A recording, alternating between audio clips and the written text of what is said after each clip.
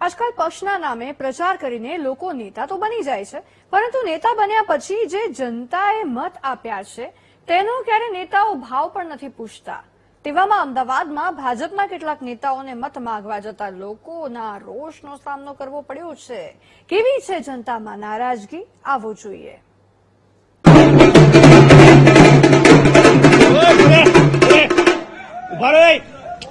Watch में कोई देखाड़ो नहीं देता ना तमे आया छो थी क्या पेला हाँ वॉच में थोपलाओ जुओ कम्प्लेन करी थाकी जो कोई थोपला बदलवा आया।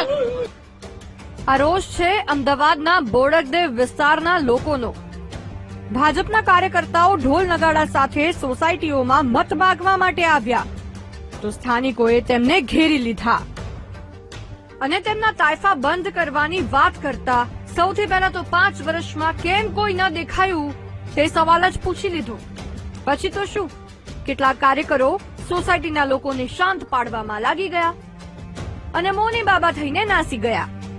ત્યારે વીટીવી ન્યૂઝની ટીમ બોડકદેવ વિસ્તારમાં પહોંચી ગઈ અને લોકો સાથે વાત કરી હકીકત જાણવાનો પ્રયાસ કર્યો।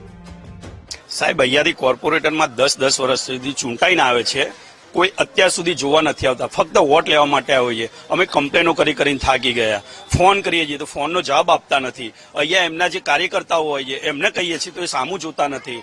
અહીંયા રોડનો પ્રોબ્લેમ છે, ગટરનો પ્રોબ્લેમ છે, લાઇટનો પ્રોબ્લેમ છે અને હા, એક તો અહીંયા બમ્પ મીકતા નથી ને એક્સિડન્ટ થાય છે, બધા છોકરાઓને વાગે છે। અને આ પ્રાઇવેટ સ્કૂલમાં બોડકદેવનું નામ કાઢીને પોતે પ્રાઇવેટ સ્કૂલનું નામ લખી દીધું છે। કોર્પોરેટર દીપ્તિબેન પોતે અહીંયા એમને સ્કૂલ લીધી છે, એમનું નામ એડ કર્યું છે।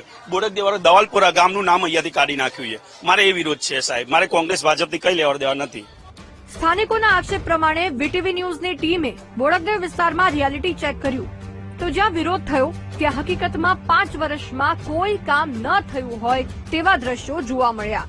છતાં શરમ નેવે મૂકીને પૂર્વ કોર્પોરેટર દીપ્તિબેન અને ભાજપના નેતાઓ મત માંગવા માટે દોડી આવતા સ્થાનિકોમાં રોષ ફેલાયો હતો અને ભાજપના કાર્યકરોને હાંકી કાઢ્યા હતા। કેમેરામેન પ્રવીણ વાઘેલા સાથે દીપક સોલંકી, વીટીવી ન્યૂઝ, અમદાવાદ।